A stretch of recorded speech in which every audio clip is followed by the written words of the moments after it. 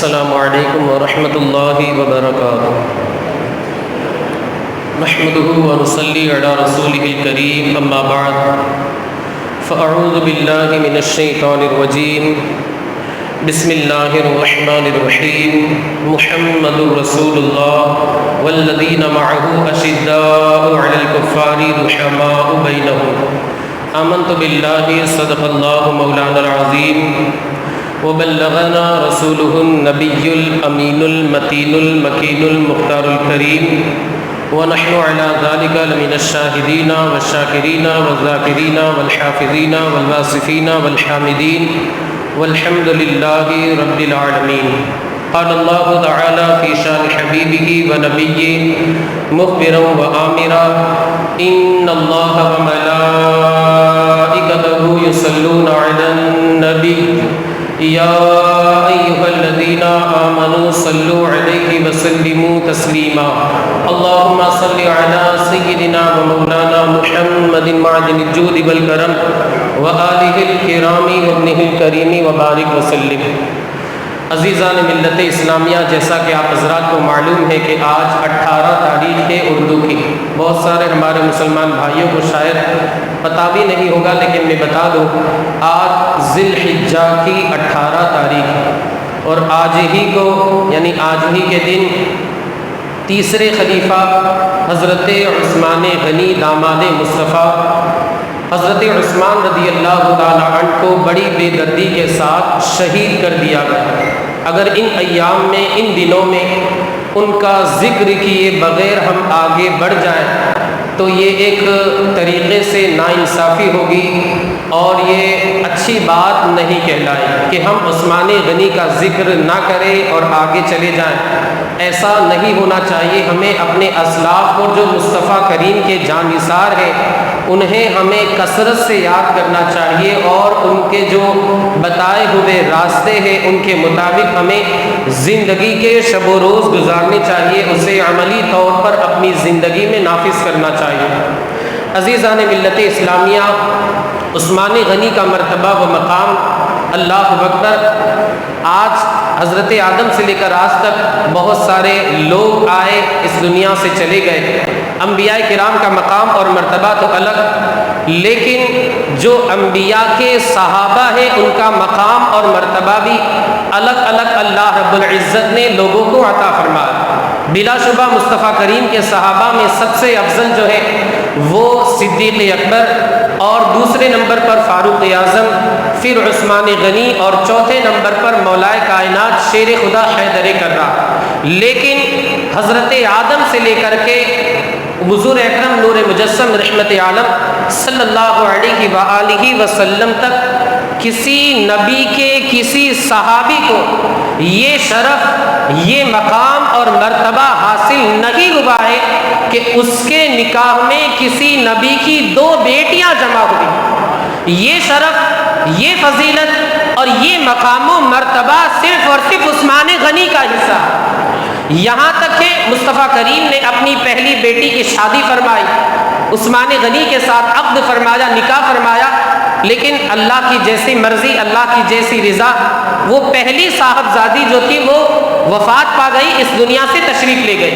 اب اللہ کے رسول صلی اللہ علیہ وآلہ وسلم نے دوسری بیٹی، دوسری شہزادی، دوسری صاحبزادی کا نکاح، دوسری صاحبزادی کا عقد عثمان غنی کے ساتھ کر دیا، اور اتنے پر بس نہیں بلکہ مولا کائنات فرماتے کہ اس موقع پر مصطفیٰ کریم نے تاریخی جملے ارشاد فرمایا، اے عثمان، اللہ کی قسم جس کے قبضہ قدرت میں محمد کی جان، اگر محمد کی 40 بیٹیاں ہوتی اور یکے بعد دیگرے انتقال کر جاتی، ایک کے بعد ایک عثمان تمہارے نکاح میں دے دیتے۔ کتنی تاریخی بات اللہ کے رسول صلی اللہ علیہ وآلہ وسلم نے ارشاد فرمائی، اے عثمان، اگر میری 40 بیٹیاں ہوتی یکے بعد دیگرے تمام کے تمام تمہارے نکاح میں دے دیتا۔ میرے امام فرماتے ہیں نور کی سرکار سے پایا دوشالہ نور کا، ہو مبارک تم کو صرف نورین جوڑا نور کا۔ عزیزان ملت اسلامیہ، یہ عثمان غنی کی شان ہے۔ مگر آج کیا ہوتا ہے، جیسے یہ دن آتا ہے عید غدیر بھی منائی جاتی ہے۔ عید غدیر منانے کا مقصد یہ رافضیوں سے سنیوں میں آ گئی، بلکہ آپ کے علاقے اڈاجن پاٹیے میں بھی ہمارے کچھ نوجوان اس چیز سے متاثر ہو گئے۔ اس کا مقصد اور مطلب ان لوگوں کا یہ رہتا ہے، روافظ کی جانب سے، رافضی جنہیں شیعہ کہا جاتا ہے، کہ اس دن مولا کائنات کو اللہ کے رسول صلی اللہ علیہ وآلہ وسلم نے یہ ارشاد فرمایا تھا مولا کائنات سے کہ من کنت مولا فعلی مولا، کہ جس کا محمد عربی مددگار ہے مولا کائنات بھی اس کے مددگار ہے۔ بلا شبہ ہم بھی مانتے ہیں، مگر روافظ نے اس سے یہ مفہوم نکالا کہ اس سے یہ سمجھ میں آتا ہے کہ حضور صلی اللہ علیہ وآلہ وسلم کے بعد معاذ اللہ سب سے پہلا جو نمبر ہے وہ مولا کائنات کا، حالانکہ ایسا نہیں ہے، مددگار ہونا اور ہے، خلیفہ ہونا اور ہے۔ اب آج کے دن ہی یہ ارشاد فرمایا تھا، وہ جو جگہ تھی اس کا نام تھا غدیر خم، مدینہ منورہ سے قریب ایک جگہ تھی، اس کا نام تھا غدیر خم۔ اسی وجہ سے یہ لوگ اسی مناسبت سے عید غدیر مناتے، خوشی کا اظہار کرتے کہ اس دن ایک تو مولا کائنات کو خلافت سے نوازا گیا معاذ اللہ، اور دوسری بات کہ اسی دن حضرت عثمان غنی کی شہادت ہوئی، جب وہ شہید ہوئے تب جا کر کے مولا کائنات کو خلافت ملی۔ یعنی عثمان غنی کے خون کے تعلق سے ان لوگوں کا یہ عقیدہ ہے کہ جب یہ شہید ہوئے تو ہمارے لیے خوشی کا مقام ہے۔ کیوں؟ اس لیے کہ جب یہ شہید ہوئے تبھی تو مولا کائنات خلیفہ بنے، معاذ اللہ۔ تو یہ فکر، یہ سوچ جو ہمارے اندر آئی یہ رافضیوں سے آئی، حالانکہ ایسا نہیں ہے۔ سب سے پہلا نمبر افضلیت میں بھی، خلافت میں بھی ابو بکر صدیق کا ہے، پھر فاروق اعظم، پھر عثمان غنی، پھر مولا کائنات۔ ان لوگوں نے مولا کائنات کو اتنا بڑھا دیا معاذ اللہ، اللہ کا مرتبہ ان رافضیوں نے دے دیا۔ اب آپ کیا کہیں؟ جیسے ہمارے کچھ سنی بھائیوں کو لگتا ہے کہ آپ کو مولا کائنات سے چڑ کیوں ہے؟ استغفر اللہ، مولا کائنات سے ہمیں چڑ نہیں ہے، لیکن آپ یہ سوچیں کہ کیا انسان کو اللہ کا درجہ اور مرتبہ دیا جا سکتا ہے؟ ہرگز ایک عام آدمی، ایک کم پڑھا لکھا بھی اسے گوارا نہیں کرے گا۔ تو رافضیوں نے مولا کائنات کو اللہ تک پہنچا دیا، معاذ اللہ۔ یہاں تک ان کا عقیدہ ہے کہ اللہ نے خلافت حضرت علی کے پاس بھیجی جبریل امین کے ذریعے۔ اللہ نے جبریل امین کو خلافت دی اور کہا کہ جاؤ اسے مولا کائنات شیر خدا کے پاس لے جاؤ، لیکن نقل کفر نواشت اس اعتبار سے کراؤ۔ ان لوگوں کا قول ہے اس اعتبار سے۔ رافضی کیا کہتے ہیں؟ اللہ نے خلافت جبریل امین کے ذریعے مولا کائنات کے پاس بھیجی، لیکن غلطی سے جبریل امین مولا کائنات کے بجائے حضور صلی اللہ علیہ وآلہ وسلم کے پاس لے آئے۔ اب اس سے بڑا کوئی کفر ہو سکتا ہے؟ اس سے بڑا کوئی کفر ہو سکتا ہے؟ معاذ اللہ۔ اتنا عقیدہ رکھا، وہ دائرے اسلام سے خارج ہو گیا۔ اس کا کافر ہونے کے لیے اتنا ہی کافی ہے کہ اس نے اتنا بڑا فاسد عقیدہ رکھا، فاسد عقیدے کو اپنے دل کے اندر جگہ دی۔ اس وجہ سے ہم رافضیوں کا بائیکاٹ کرتے اور انہیں ہم دائرے اسلام سے خارج مانتے۔ ایک عقیدہ ان کا یہ بھی ہے، ہمارا تو یہ عقیدہ ہے جو قرآن مقدس ہے، 30 پارے ہیں، یہ مکمل ہے، اس میں کمی زیادتی نقصان وغیرہ کچھ نہیں۔ رافضیوں کا یہ عقیدہ ہے کہ معاذ اللہ قرآن مقدس کے 40 پارے تھے، 10 پارے جو تھے وہ امام غائب کے پاس، 10 پارے جو تھے وہ کھا گئے، صحابہ معاذ اللہ کھا گئے، استغفر اللہ۔ ان لوگوں کا یہ بھی عقیدہ ہے، حالانکہ عقائد کے بیان میں آپ لوگوں نے سنا ہوگا علماء کرام سے کہ جو بندہ موجودہ قرآن کے تعلق سے یہ عقیدہ رکھتا ہے کہ اس میں کچھ کمی ہے یا زیادتی ہے، وہ بندہ سرے سے کافر ہو جائے۔ موجودہ قرآن جو ہے اس کے متعلق ہمیں یہ عقیدہ رکھنا ہے کہ جو قرآن ہے مکمل ہے۔ ظاہر سی بات ہے جب اللہ کی کتاب ہے تو یہ ناقص کیسے ہو سکتی ہے، اس میں کمی کیسے ہو سکتی ہے؟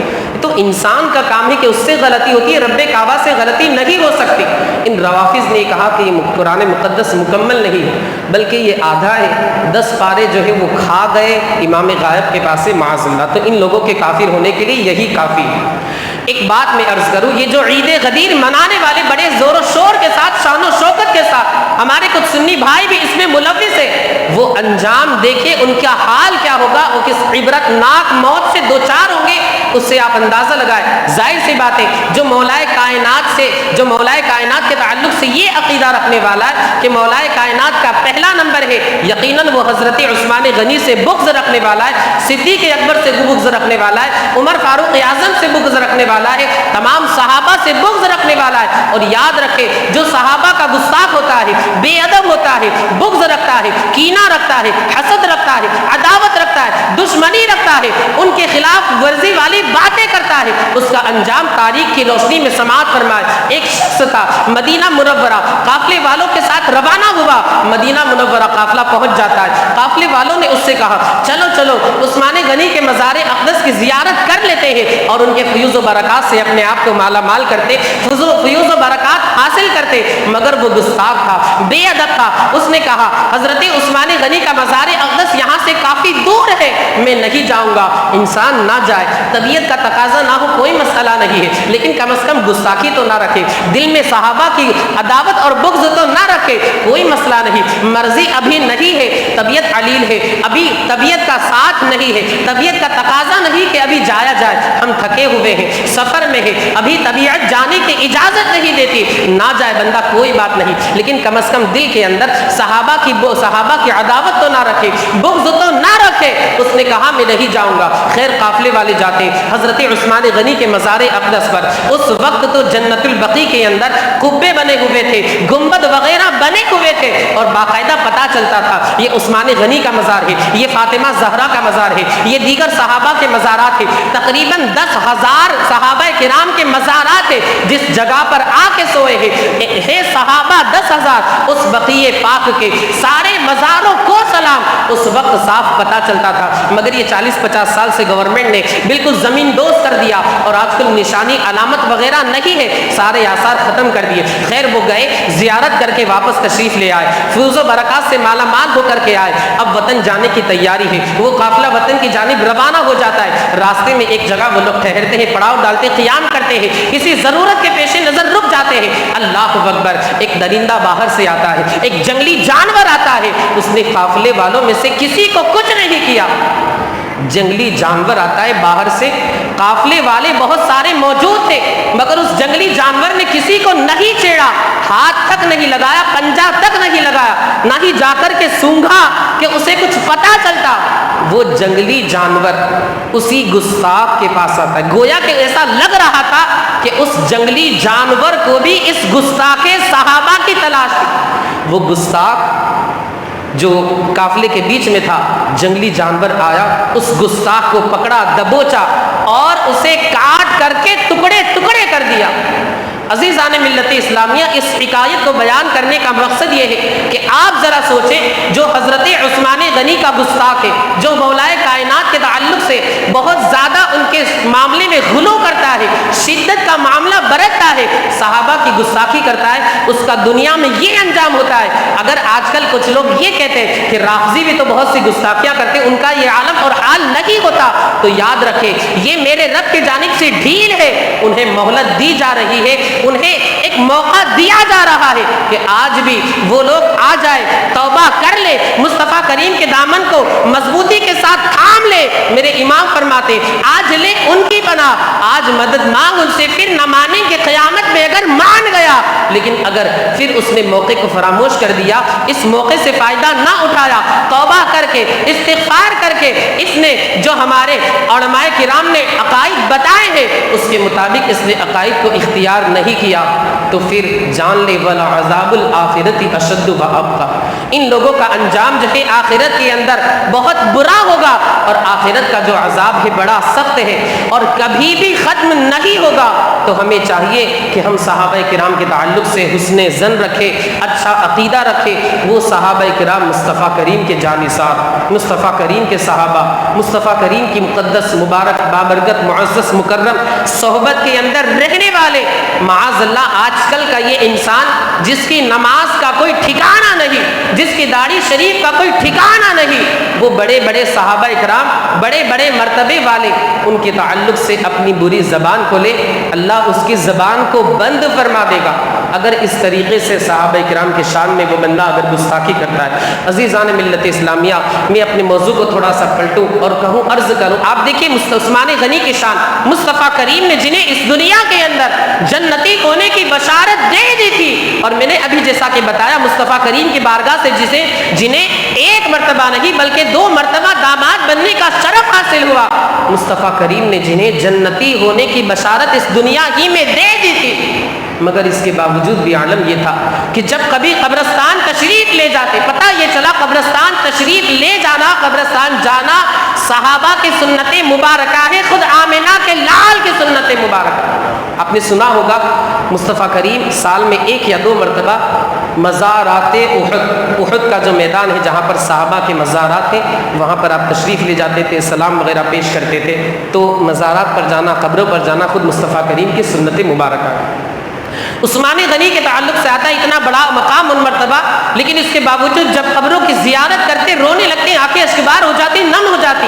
آج کل ہمارا کیا حال ہے؟ ہم کسی مردے کو دفن کرنے کے لیے گئے، پہلے تو میں یہ بات بتا دوں، ایک حدیث پاک، جنازے کو کاندھے دینے میں ہم لوگ بہت پیچھے رہتے ہیں اور بس چلتے رہتے۔ ہاں کچھ لوگ ماشاءاللہ کوشش بھی کرتے، لیکن اس کے تعلق سے آپ حدیث پاک سماعت فرمائے، خود مصطفیٰ کریم آمنہ کے لال عبداللہ کے پیارے امام الانبیاء سید الکونین مختار کائنات نے جنازے کو کاندھا دیا، خود آمنہ کے لال کی سنت مبارکہ ہے۔ اس کا طریقہ بھی میں آپ کو بتا دوں اور حدیث پاک بھی بتا دوں۔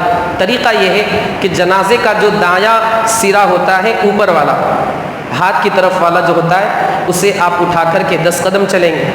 پھر جو دایاں پیر والا حصہ ہوتا ہے اس کے پاس جو کاندھا ہوتا ہے اسے اٹھا کر کے آپ 10 قدم چلیں گے۔ پھر آپ بائیں طرف آ جائیں، بائیں ہاتھ کی طرف جو کاندھا ہوتا ہے اسے اٹھا کر کے 10 قدم چلیں گے۔ پھر بائیں پیر کی طرف جو کاندھا ہوتا ہے اسے اٹھا کر کے کاندھا دے کر کے آپ 10 قدم چلیں گے۔ اگر ملا کر کتنے ہو گئے؟ 40 ہو گئے۔ آپ کا حساب تو ماشاءاللہ بہت پکا ہے، 40 قدم ہو گئے۔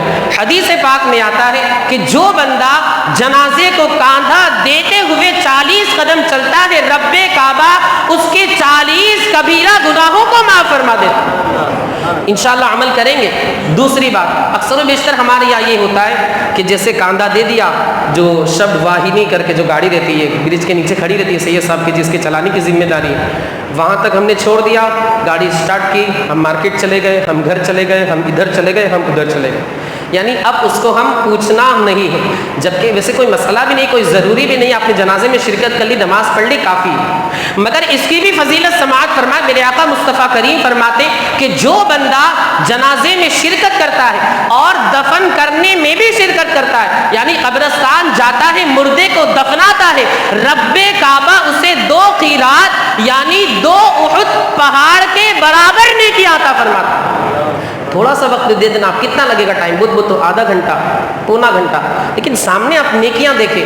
آئے کہ مارکیٹ ونو آئے، مجھے پتا ہے آپ کو جانا ہے، آئے کہ گھرے ونو آئے کہ مارکیٹ ونو آئے کہ اڈا ونو آئے کہ اڈا ونو آئے، میکے میمڑی نہ اچھی جاؤ، کوشش کرا تو آپ کی زبان میں آپ کو ادھر جانا ہے، ادھر جانا ہے، مسجد جانا ہے، مارکیٹ جانا ہے، جہاں جانا ہے، لیکن آپ تھوڑا سا آدھا پونا گھنٹہ دے دیں، لیکن فضیلت دیکھیں، رب کعبہ اسے 2 احد پہاڑ کے برابر نیکی عطا فرماتا ہے۔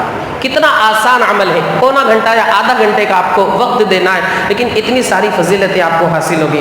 تو عثمان غنی جب جنازے کو دیکھتے رو پڑتے تھے۔ آج کل ہمارا حال یہ ہے، اصلاح کی نیت سے میں عرض کر رہا ہوں کہ ہم قبرستان بھی اگر گئے یا اگر کسی مردے کو دفن کرنے کے لیے یا نماز جنازہ کے لیے گئے، ہم 2-3 آدمی مل کر کے کھڑے ہو جاتے ہیں، ہر مارکیٹ بہت ٹھنڈا ہے، بالکل مطلب یہ بہت مندی ہے، یہ ہے وہ ہے، ہم واٹس ایپ چالو کر دیں گے، فیس بک وغیرہ چالو کر دیں گے، یہ ساری چیزیں ہم سوشل میڈیا کے اوپر مشغول ہو جاتے ہیں۔ برا اگر لگے تو معاف کر دیجیے گا، لیکن یہ حقیقت اور سچائی۔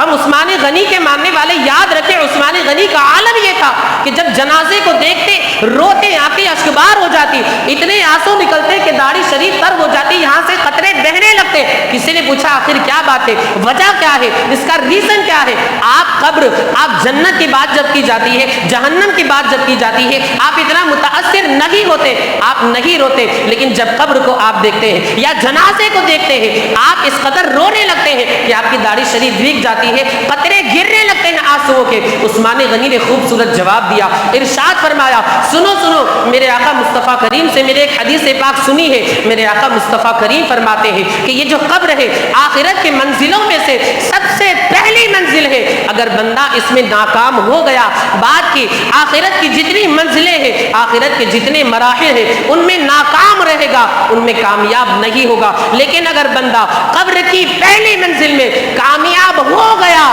بعد کی ساری منزلوں میں کامیاب ہو جائے۔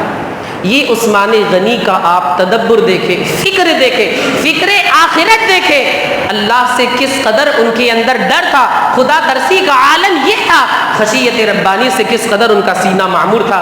یہ عثمان غنی کی شان تھی۔ عثمان غنی کے کچھ فضائل اور مناقب، ان کی کچھ خصوصیات، اللہ اکبر، علماء فرماتے، حدیثوں سے ثابت ہے، یہ عثمان غنی کی وہ ذات، وہ شخصیت، وہ ہستی ہے جس نے ایک مرتبہ نہیں بلکہ 2 مرتبہ ہجرت کی۔ یہ وہ ذات ہے جس نے ایک مرتبہ نہیں بلکہ 2 مرتبہ جنت خریدی۔ یہ وہ ذات ہے جسے مصطفیٰ کریم کی بارگاہ سے ایک مرتبہ نہیں بلکہ 2 مرتبہ داماد بننے کا شرف حاصل ہوا۔ یہ عثمان غنی کی وہ ذات ہے جس سے فرشتے بھی حیا کرتے تھے۔ یہ عثمان غنی کی وہ ذات ہے جس کے ہاتھ کے تعلق سے بیت رضوان کے وقت مصطفیٰ کریم نے جس کے ہاتھ کو اپنا دستے اقدس قرار دیا، یہ وہ عثمان غنی، ان کی ذات، ان کی حیا کا یہ عالم تھا کہ تنہائی میں بھی بغیر کپڑوں کے غسل نہیں کیا کرتے تھے۔ عثمان غنی کا عالم یہ تھا، ان کی ذات اور ہستی کے مقبولیت کا عالم یہ تھا، ان کے کمال کا عالم یہ تھا کہ جنہوں نے لوگوں کو ایک قرآن